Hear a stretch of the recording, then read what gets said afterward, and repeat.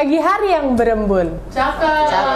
Hawa dingin bikin merinding. Cakep. Ings people, jangan banyak ngelamun, mending nonton Sharing.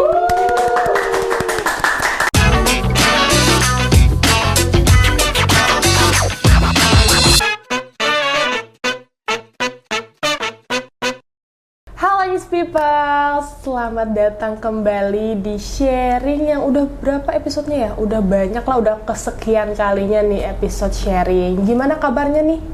Mungkin kita baru-baru kemarin gitu ya, kita bersua, tapi sekarang kita bakal ngobrol-ngobrol lagi tentang salah satu materi seperti biasa. Nah sekarang kita udah kedatangan tamu spesial, Mbak Igi. Hai semuanya, hai Citel. Halo Yomi. Halo Mbak Igi, gimana kabarnya Mbak? Alhamdulillah baik. Alhamdulillah baik. Kita ketemu lagi nih sama Mbak Igi. Kemarin tuh kita sempet ngobrol-ngobrol juga. Betul. Mbak, tentang Python juga. Yes. Gimana Mbak, jadwalnya padat nggak sekarang-sekarang ini? Alhamdulillah lumayan, tapi akhir-akhir ini udah cukup lengang sih, nggak terlalu padat kayak waktu lalu-lalu. Wih, sebagai data scientist, kalau untuk programmer nih Mbak Igis bisa dibilang sebagai programmer juga nggak Mbak? Seorang programmer gitu? Mungkin kalau dibilang sebagai programmer sih belum ya, tapi untuk melihat nilai atau arti dari programmer sendiri kan dia berkomunikasi dengan mesin menggunakan bahasa pemrograman. Jadi bisa dibilang saya qualified? Bisa lah ya, bisa dibilang seorang programmer. Betul. Karena udah tahu bahasa pemrograman gitu ya. Iya. Nah, sebagai seorang programmer nih Mbak, bisa kita katakan library atau tools apa sih Mbak yang saat ini dipakai sama Mbak Igis? Karena kebetulan sekarang kan saya pakai Python, bahasa pemrogramannya. Jadi yang saya gunakan itu ada banyak macam-macam, mulai dari Pandas library, kemudian NumPy, ada Matplotlib, Seaborn, sklearn, apalagi ya, TensorFlow, Keras, dan lain-lainnya. Dan sebagainya, yang lain-lain. Betul. Yang didukung di bahasa pemrograman Python. Python. Nah, kita ngomongin Python, data science lah ya. Gimana sih Mbak proses data science menggunakan Python ini? Kalau prosesnya sendiri, sebaiknya kita cari tahu dulu tentang data science-nya seperti apa. Di awal, data science itu karena kita tahu bahwa data science adalah sebuah cakupan ilmu yang digabungkan atau digabungkan dari berbagai macam cabang ilmu yang lain. Jadi, di dalam data science sendiri banyak sekali ilmu-ilmu yang perlu kita perhatikan untuk menerapkan setiap langkah-langkahnya. Langkah pertama yang paling fundamental adalah problem identification. Jadi setelah problem identification atau permasalahan kita punya, kita lanjutkan ke bagian selanjutnya di mana kita masuk ke pengambilan data. Pengambilan data ini merupakan proses awalan dari data science, yaitu pengumpulan atau pengaksesan data dari berbagai macam sumber data. Yang pertama mungkin dari database, kemudian dari flat files seperti CSV, Excel, dan lain-lainnya. Lalu setelah kita sudah mengumpulkan data-datanya, kita lanjutkan ke persiapan data. Nah, tahap ini adalah data preparation, di mana kita membersihkan datanya, kemudian mengelola data-datanya dengan lebih sesuai dengan kebutuhan kita. Setelah itu, setelah kita melakukan preparasi data, yang kita lakukan adalah analisis dan eksplorasi. Kira-kira dari data yang kita punya, info apa saja yang bisa kita ambil, dan knowledge apa yang bisa kita bangun untuk mesin yang akan kita buat. Langkah-langkah itu tadi, kalau dalam Python itu diimplementasikan menggunakan beberapa libraries, misalkan Pandas, kemudian NumPy, dan lain-lainnya. Yang intinya itu untuk mengelola atau membersihkan data yang kita punya. Nah, karena kan itu baru sampai eksplorasi aja atau menganalisis datanya aja, kita akan lanjutkan ke langkah selanjutnya, yaitu data modeling. Dimana kalau data modeling ini adalah implementasi dari AI atau Artificial Intelligence tools, misalkan machine learning, yang mana kita bisa menggunakan data yang sudah kita punya, yang sudah kita analisis, diterapkan dalam mesin yang ingin kita gunakan sebagai alat pendeteksi sesuatu. Bukan pendeteksi sih, pengambil keputusan. Pembantu pengambil keputusan gitu. Faktor pendukungnya lagi. Iya. Nah, kalau sudah memasuki fase ini, maka libraries yang digunakan dalam Python itu lebih kompleks. Tadi NumPy masih digunakan, ada lagi sklearn atau scikit-learn, kemudian ada Keras, ada TensorFlow, dan lain-lainnya. Libraries pendukung yang dapat membantu kita saat menggunakan model atau mesin yang sedang kita buat.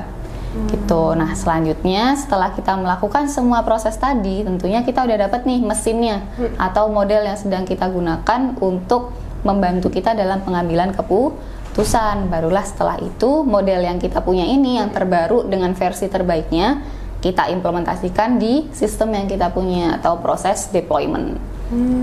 Tuh, jadi langkah-langkah di Python itu kurang lebih sama dari semua langkah-langkah data science yang ada.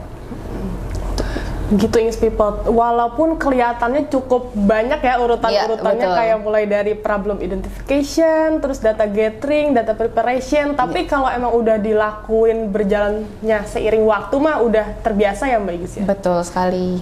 Nah, tadi juga ada salah satu libraries ya.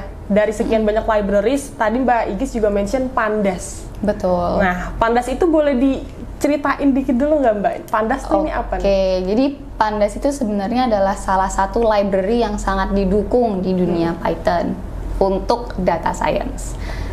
Kenapa? Karena Pandas sendiri itu dia menyediakan tempat penyimpanan data dalam bentuk data structure yang ada one dimensionalnya dan juga two dimensionalnya.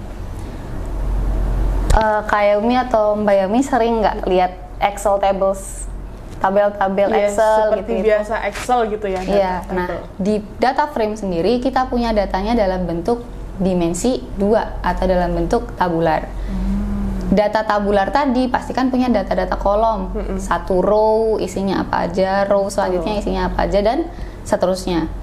Setiap row itu memiliki nilai-nilai per kolom yang kita punya tadi. Nah, satu kolomnya itu dianggap sebagai one dimensional data, di mana namanya kalau di Pandas adalah series. Jadi dalam pengelolaannya atau si Pandas ini, bagaimana caranya dia bisa membantu kita dalam proses data science, itu adalah bagaimana kita bisa mengelola data di dalam tabel tadi sesuai dengan kebutuhan analisis kita. Mungkin yang pertama mau nambahin kolom. Pandas sediakan caranya bagaimana kita bisa mengubah struktur dari data yang kita punya. Kemudian bagaimana caranya kita menambahkan data baru ke dalam tabel yang sudah kita punya. Pandas juga sediakan berbagai macam options untuk menambahkan datanya. Lalu kita juga bisa melakukan pengubahan-pengubahan konten di dalam tabel yang kita punya. Misalkan kita mau kolom A yang tadinya itu huruf besar semua, kita ubah jadi huruf kecil semua. Pandas juga menyediakan informasi untuk mengakses perintah-perintah pengubahan tersebut. Apalagi ya kira-kira? Pokoknya kalau di dalam Pandas sendiri, karena tujuannya itu adalah membantu kita dalam mempersiapkan data, jadi persiapan data yang kita gunakan atau yang kita lakukan itu sebagian besar sudah disediakan oleh tool yang ada di Pandas, atau tool itu bisa dianggap sebagai methods. Gitu. Jadi nggak cuma kita misalkan mau ekspor data dari Excel gitu, tapi bisa dimanipulasi lagi gitu. Betul. Ya, bisa diubah-ubah lagi sesuai kebutuhan kita, kepentingan kita gitu ya Mbak. Betul. Karena kan tadi asal dari data yang kita punya bisa aja dari database, bisa aja dari Excel files, bisa aja dari CSV dan lain-lainnya. Jadi si Pandas itu tujuannya sebagai perantara dari data awal ke data yang akan digunakan selanjutnya. Bisa gunakan untuk persiapan data, pembersihan data, dan lain-lain. Menarik banget Ings People. Itu salah satu libraries dari sekian banyak libraries yang lain ya Mbak? Yap, betul. Pandas namanya. Nah, kalau kita tadi udah ngomongin Python ya, kita tahu cara kerja Python tuh kayak gimana, terus langkah-langkah kalau mengerjakan data science, menganalisis data di Python tuh gimana. Tapi Ings People nih, kira-kira tahu nggak sih pekerjaan-pekerjaan apa yang sangat-sangat memanfaatkan skill data science ini, skill menganalisis data. Gimana tuh Mbak? Bidang pekerjaan apa sih yang sangat-sangat memanfaatkan skill analisis data ini Mbak? Oke, kalau kita bicara tentang analisis datanya, sebenarnya itu menurut saya semua pekerjaan perlu untuk bisa menganalisis data. Jadi nggak cuma data analis aja, nggak cuma data scientist aja, tapi kita semua sebagai individu itu sebaiknya melakukan analisis data. Betul. Kalau dari segi pekerjaan sendiri, berarti yang paling membutuhkan data analysis itu adalah tim-tim statistik atau tim-tim data analis. Kemudian yang membutuhkan data science secara keseluruhan, di mana kita mengimplementasikan machine learning terhadap sistem yang kita punya, maka data scientist adalah pekerjaan yang paling relevan terhadap kondisi tersebut, karena emang data scientist yang bikin mesin-mesinnya dan lain-lainnya. Sebaiknya sih kita lihat dulu ya dari sekitar kita kayak gimana. Pertama-tama mungkin kita lihat di bidang kesehatan. Dokter yang tadinya itu mendiagnosa seseorang, itu kan perlu untuk melihat bagaimana kondisi pasien saat itu. Kemudian dia juga perlu untuk melihat rekam medis yang ada di pasien yang bersangkutan. Jadi dengan data yang ada dari rekam medis tadi dan juga data saat ini di pasien, dokternya bisa mengambil diagnosa apakah pasien memiliki penyakit A, B, atau yang lainnya. Nah, dari situ kita udah tahu kalau analisis data itu diperlukan di dalam dunia kesehatan, ya kan? Nah, si data science ini datang untuk membantu dokter melakukan analisa lebih lanjut. Karena kan dokter terbatas ya, dia cuma tahu posisi atau kondisi si pasien saat itu, kemudian rekam medis dari pasien saat itu, dan tidak bisa melakukan analisis lebih lanjut karena pasti akan memakan waktu karena butuh wawancara dan lain-lainnya. Nah, di sini ada mesin yang dapat membantu pekerjaan dokter tersebut, di mana dokter tadi dapat memberikan informasi-informasi dari pasien atau yang lain-lainnya terhadap mesin, sehingga nantinya kalau ada pasien lain dengan gejala yang sama, dengan rekam medis yang sama, mesin akan membantu dokter untuk memberikan informasi terkait keputusan diagnosa apa yang mungkin bisa diberikan kepada pasien tersebut. Nah, diagnosanya sendiri pasti jauh lebih luas lagi karena kan penyakit juga ada banyak. Betul. Jadi implementasinya akan jauh lebih dynamic, tergantung dengan implementasi atau informasi yang diberikan ke mesinnya. Dia bisa ngenalin penyakit apa aja nih. Misalkan dia melihat struktur dari sel-sel yang ada di tubuh kita ternyata seperti ini. Oh, kalau seperti ini dia punya potensi untuk memiliki penyakit A, B, C dan lain-lainnya. Sehingga itu membantu di dalam proses preventifnya sebelum pasiennya kena. Iya, sebelum pasiennya kena atau sebelum masuk ke stadium yang lebih lanjut, pasien sudah dikenali kondisinya saat itu seperti apa gitu. Jadi tetap aja mesti menganalisis data, cuma data science ini juga untuk faktor pendukung dalam memprediksi gitu ya Mbak. Jadi potensi-potensi apa yang sekiranya harus diketahui sama dokter tersebut gitu. Selain kesehatan juga ada lagi nggak Mbak? Tentu saja banyak, karena kan sebenarnya semua pekerjaan yang ada di sekitar kita itu sangat membutuhkan data analysis dan juga data analytics, yang mana implementasinya kalau kita udah punya banyak data yang ada nih, terus kita mau pasangkan mesin untuk membantu kita dalam mengambil keputusan, itu akan jauh lebih membantu. Jadi tinggal kita sesuaikan aja. Mungkin kalau di dalam kantor kita sehari-hari sebagai pribadi yang bekerja kan kita juga melakukan analisis terhadap kegiatan kita sehari-hari. Betul. Hari Senin ngapain aja biasanya, dalam satu minggu apa saja yang biasa kita kerjakan, bagaimana kemampuan kita untuk manage waktu dan lain-lainnya. Semua informasi tadi bisa kita ambil hasil atau kesimpulan dari analisis yang kita lakukan. Setelah kita ambil kesimpulan, dari kesimpulan-kesimpulan yang ada itu kita coba gabungkan ke semua karyawan yang ada di kantor misalkan. Oh, ternyata dari satu kantor yang ada itu kebiasaannya karyawannya itu pada hari Jumat udah capek-capeknya, jadi malas-malasan kerja. Kalau hari Senin lagi semangat-semangatnya. Terus dalam 1 bulan kira-kira performance mereka yang terbaik di minggu keberapa, itu juga bisa dilihat dari bentuk grafik atau nilai data yang diambil dari kesimpulan perorangannya tadi. Jadi implementasinya banyak banget, tinggal kita sesuaiin aja. Wah, menarik banget ya. Jadi ya betul. udah pasti kalau bisa dibilang semua bidang pekerjaan pastilah butuh gimana sih skill dalam menganalisis data. Karena kan kalau semua keputusan itu bisa diambil kalau berdasarkan data, itu udah paling valid banget ya Mbak kalau udah ada datanya. Gitu. Ya karena kan nggak mungkin kita tiba-tiba mengambil keputusan tapi alasannya dari opini pribadi apa gimana gitu. Opini pribadi. Itu paling anti ya Mbak, iya, kalau opini jangan pribadi. Sampai. Makanya gimana cara kita menganalisis data, terus memproses data tersebut biar ada hasil yang akurat, valid gitu. Betul.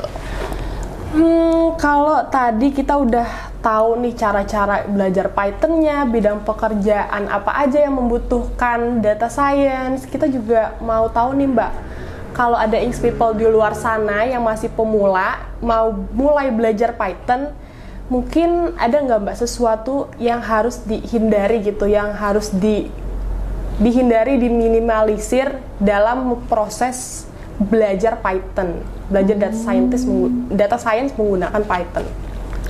Sebenarnya kalau dihindarin sih apa ya? Mungkin kita bisa mulai dari niatnya yang pertama kali.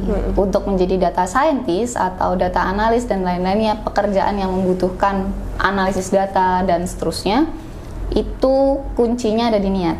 Jadi kalau kita udah berniat untuk melakukan semangat nih, mengambil data yang ada, menganalisis data yang ada, mengolah masalahnya dan lain-lainnya, kita harus selalu belajar untuk update dari permasalahan yang sudah kita punya. Apakah masalahnya itu masih seperti itu, atau ada perkembangan masalah lain, atau ada implementasi-implementasi yang perlu ditambahkan pada kondisi atau state pada saat itu. Dari sini kita bisa melihat bahwa proses belajar data science itu nggak pernah berhenti. Karena kan kita pasti selalu dihadapkan dengan masalah baru, problem yang lain, problem yang semakin meningkat. Jadi sebaiknya dalam proses belajar data science itu hindari merasa puas. Karena misalkan kita udah selesai nih satu project sebelumnya, project kita udah keren dan lain-lainnya, tapi kita nggak lanjut lagi untuk belajar terhadap project yang selanjutnya, atau belajar tentang algoritma-algoritma yang baru dan lain-lainnya, itu akan menghentikan perkembangan yang kita punya. Jadi yang tadinya kita udah puas di posisi A, kita nggak bakalan berubah ke posisi B, posisi C dan seterusnya. Jadi tingkat kemampuan kita itu hanya berhenti di A aja. Padahal kondisi yang ada di sekitar kita sebenarnya itu ilmunya udah sampai Z, cuman karena kita udah puas di posisi A, jadi kita berhenti gitu aja. Itu yang sebaiknya dihindarin. Jadi jangan sampai Inks people merasa dengan hasil yang sudah Inks people dapat itu cukup gitu. Jadi kalau bisa selalu belajar tiap hari untuk meningkatkan ilmu-ilmu yang kita punya dan memperluas knowledge yang sudah Inks people dapatkan. Betul. Kalau di situ-situ aja pasti bakalan ngestak di situ-situ aja terus ya Mbak. Nggak bakal ningkat-ningkat gitu guys. Jadi kata kunci hari ini adalah jangan merasa puas.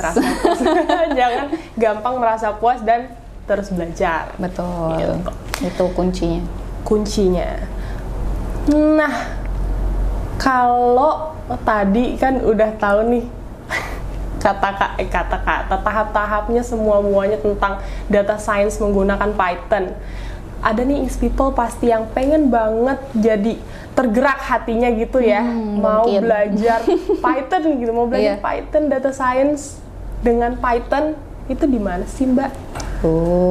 Tentu saja karena Python itu bersifat open source, jadi banyak sekali informasi-informasi atau dokumentasi yang bisa Inks people temukan di internet, terutama dari documentation-nya Python atau dari documentation-nya setiap library yang ada Inks people gunakan.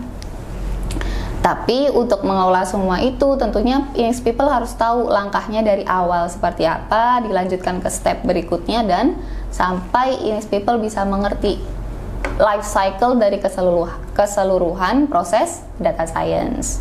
Disitulah ada Inixindo untuk InXPeople. Jadi InXPeople bisa belajar bareng di Inixindo untuk meningkatkan informasi dan pengalamannya menggunakan Python untuk data science gitu. Betul. Dan di Inixindo juga pasti dikasih tahu, mempelajari dengan tersusun runtut gitu ya, Mbak. Mulai dari sekali. Tadi seperti Mbak Igis bilang itu ada problem identification, terus data gathering, terus data preparation dan sebagainya. Jadi udah pas banget kalau InXPeople ada yang mau belajar Python langsung aja ke Inixindo. Betul. Ya. Nah, Mbak Igis, kita langsung aja ke segmen berikutnya. Oke. Seperti lalu juga ada segmen tanya ku jawab. Oke. Jadi InXPeople kan pasti juga pada pengen tahu nih, pertanyaan-pertanyaannya banyak, tapi kita rangkum jadi ada 2 pertanyaan untuk sharing kali ini. Ada yang pertama, ini langsung aja ya Mbak. Contoh project yang dikerjakan menggunakan Python tuh apa Mbak? Kalau project sendiri sebenarnya banyak banget ya dimensinya. Dimensi. Karena bidangnya itu banyak di sekitar kita, nggak cuman bidang kesehatan yang seperti saya contohkan tadi, kemudian nggak cuman juga tentang bagaimana kita ngontrol karyawan di kantor itu kan. Ada banyak sekali project-project yang mungkin dari project kecil sampai project besar yang bisa InXPeople gunakan. Biasanya kita bisa start menggunakan dataset yang ada di internet. Dengan dataset itu kita bisa pelajarin, oh ternyata datanya itu menyampaikan tentang informasi kecelakaan pada tahun berapa. Dari situ bisa kita lihat di mana paling sering kecelakaannya dan lain-lainnya, tergantung datanya. Project data science ini sendiri, kalau misalkan kita mau pakai Python, banyak sekali contoh-contoh yang udah ada di portal-portal internet. Jadi untuk memulai pembuatan projectnya, sebaiknya InXPeople tahu dulu problem identification-nya. Jadi harus ada problemnya dulu, terus tahu nih sumber datanya dari mana. Kalau contoh-contohnya sendiri kan ada banyak ya tadi, belum saya sebutin sih, tapi ada banyak gitu. Nah, misalkan yang pertama kita mau bikin sentiment analysis terhadap sosmed account yang kita punya. Kan kadang kita juga pengen melakukan market analysis terhadap sosmed yang kita punya. Dari sentiment analysis, market analysis itu adalah langkah-langkah yang bisa kita lakukan sebagai langkah awal untuk menganalisis data atau membuat project data science. Misalnya kita tahu kan di sekitar kita udah banyak banget sosmed sekarang, misalkan Instagram, Twitter, TikTok mungkin. Nah, dari situ setiap informasi dari videonya atau data postingan yang kita sampaikan itu ada poin-poinnya. Berapa banyak dia ditayangkan, berapa banyak yang menyukai, berapa banyak yang berkomentar, menyebarkan dan lain-lainnya. Semua nilai itu disimpan di dalam satu data video atau satu data postingan, di mana dari informasi tadi dianggap sebagai data yang selanjutnya bisa kita kembangkan dari proses analisis, kemudian kita jadiin deh satu mesin yang bisa menentukan hari ini kira-kira kita posting jam berapa ya, atau hari ini kira-kira konten apa ya yang mau kita buat dan seterusnya. Itu untuk marketing analysisnya. Gitu. Jadi untuk InXPeople yang pengen mencoba bikin project data science, sebaiknya belajar dulu dari problem identification-nya. Dan saran saya mulai dari yang InXPeople suka. Misalkan InXPeople suka tentang sosmed tuh tadi, jadi bisa mulai dari menganalisis sosmed A atau sosmed B yang ada di sekitar kita. Kalau mau ya pakai sosmed sendiri, karena kan kita sekalian biar bisa menambahkan insight dari akun sosmed kita masing-masing. Gitu. Dan kalau udah ada hasilnya juga kan menguntungkan buat kita juga ya. Nah, itu dia. Betul. Sesuai. Gitu. Yes, jadi ya utama itu problem identification-nya dulu. Betul. Ya. InXPeople mau menyelesaikan masalah apa dulu baru dianalisis lagi gitu. Betul. Jangan lupa cari datanya. Betul. Nah, pertanyaan kedua nih Mbak Igis. Oke. Kita ngomongin waktu ideal. Berapa lama sih atau waktu ideal ada nggak sih untuk belajar Python dari kalau kita masih basic, kita masih pemula ke profesionalnya itu ada waktu idealnya nggak Mbak? Sebenarnya waktu itu nggak bisa diukur berdasarkan waktu gitu aja. Jadi kita harus lihat parameter-parameter lain. Mungkin yang paling kelihatan adalah jumlah projectnya. Semakin banyak jumlah project yang kita jalankan, itu akan membantu kita untuk semakin lihai dalam proses data analysis untuk mengelola data di sekitar kita. Dan dari semakin banyak percobaan atau eksperimen yang kita lakukan di setiap project tadi, itu akan membantu kita untuk memperluas cara pandang kita. Jadi nggak cuman gitu-gitu aja, kita udah punya nih option A, ternyata bisa kita implementasikan di project A, project B, dan seterusnya. Jadi kalau kita ditanyain tentang berapa lama waktu yang bisa dipakai, itu sebaiknya kita hitung dari berapa banyak project variance yang sudah kita lakukan. Variasi, variety. Jadi variasi dari project yang udah kita lakukan. Apa ya? Jadi intinya semakin banyak projectnya, semakin profesional juga kita, karena kan semakin dinamis pikirannya. Berarti ya setiap individu beda-beda lah ya. Betul, itu juga poinnya. Nggak mungkin semua orang itu bisa digeneralisir. Kamu atau Anda semua bisa menyelesaikan title profesional dalam waktu 5 hari itu nggak mungkin juga, karena kan mungkin belajarnya bisa 5 hari, tapi untuk menguasai skillnya 5 hari itu belum bisa dijadikan sebagai patokan waktunya. Betul, gitu Ings People. Jadi ya setiap individu pasti beda-beda lah waktu idealnya. Cuma kalau emang bisa diukur, kita bisa mengukur dengan project yang udah dihasilkan gitu. Betul. Ya Mbak. Gitu. Nah, mungkin sekian dulu nih Ings People ngobrol-ngobrolnya lagi sama Mbak Igis. Aduh, sedih banget nih. Tapi kalau ada yang mau ngobrol-ngobrol lagi, bahas-bahas Python lagi, langsung aja belajar di Inixindo karena ketemu lagi sama Mbak Igis ini. Betul. Sebagai instruktur ya Mbak. Iya. Gitu. Jadi ya kalau ada yang kangen-kangen nih sama Mbak Igis, langsung aja ikut training Python di Inixindo. Oke. Terima kasih juga Mbak Igis atas waktu dan kesempatannya dan ilmu-ilmu juga nih yang sangat-sangat bermanfaat bagi Ings People di luar sana. Semoga ilmu-ilmu yang sudah Mbak Igis sebarkan ke kita juga bermanfaat bagi kita semua. Oke, terima kasih kembali Yaumi atas waktunya dan Ings People yang sudah menonton sampai selesai. Mohon maaf karena saya belum sempurna dalam menyampaikan, dan juga terima kasih banyak lagi karena kesempatannya. Kata kunci hari ini apa Mbak? Jadi jangan gampang merasa puas dan jangan berhenti belajar. Nah, jangan lupa juga like, komen, dan share ke teman-teman kalian karena banyak info-info yang sayang banget dilewatkan. Untuk terakhir kita ada slogan Mbak. Seperti biasa. Apa tuh? Saya pilih Inixindo. Gitu. Jadi kita bisa ini kali ya tangannya. Saya pilih Inixindo. Gitu. 1, 2, 3. Saya pilih Inixindo. Bye bye.